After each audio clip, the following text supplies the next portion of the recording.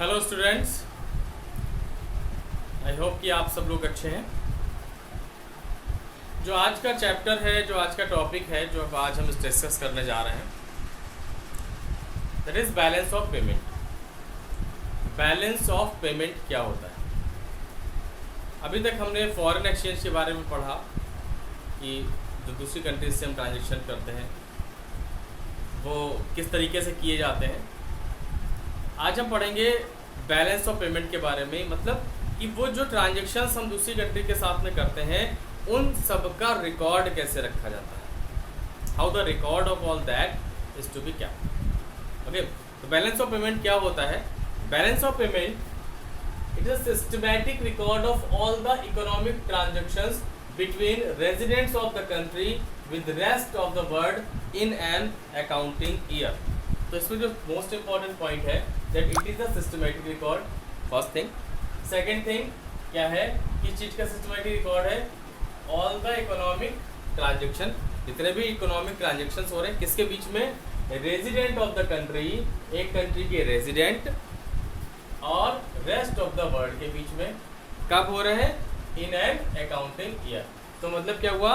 It is the systematic record of all the economic transaction. तो क्या है?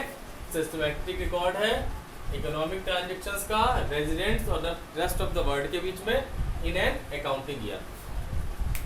It is the systematic record of all the transactions, all the economic transaction between residents of the country and rest of the world in an accounting year. एक साल में resident के country के पूरे world के साथ में आपस में जो ट्रांजेक्शन्स करते हैं वो होता है बैलेंस ऑफ पेमेंट। ओके, अब आते हैं हम लोग कि इकोनॉमिक ट्रांसफर्स कौन कौन से होते हैं। यहाँ पर हमारी बात हुई इकोनॉमिक ट्रांजेक्शन, इसी को इकोनॉमिक ट्रांसफर्स भी कहते हैं। अब इकोनॉमिक ट्रांसफर्स कौन कौन से होते हैं?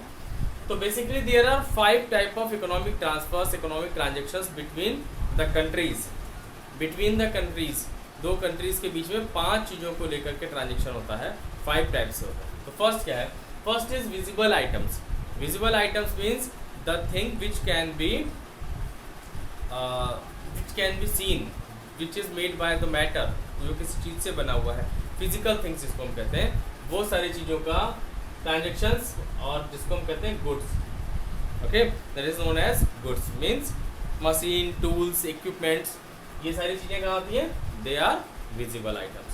Next is invisible item. Invisible items का मतलब हो गया these are those item which can not be seen, touched और मीजर्ड, जिनको सीन, टच और मीजर नहीं किया जा सकता, जिनको हम देख नहीं सकते, जिनको हम टच नहीं कर सकते, जिनको हम नाप नहीं सकते, तो that is invisible, that are invisible items. और इसमें क्या आता है? जो सर्विसेज होती हैं वो सारी आती हैं, services like shipping, banking, insurance, ये सारी सर्विसेज क्या होती हैं? They are invisible items. Next is unilateral transfer. Unilateral transfers या unilateral transactions are those transaction which are one sided, मतलब जिनके बदले में कोई दूसरा वर्क नहीं किया जाता या जिनके बदले में कुछ और नहीं मिलता, रिटर्न नहीं मिलता। तो इसमें क्या क्या आता है? It includes gift, donation, scholarship, ठीक है, या बाकी और अदर वन साइडेड जो ट्रांजेक्शन्स हैं वो सारे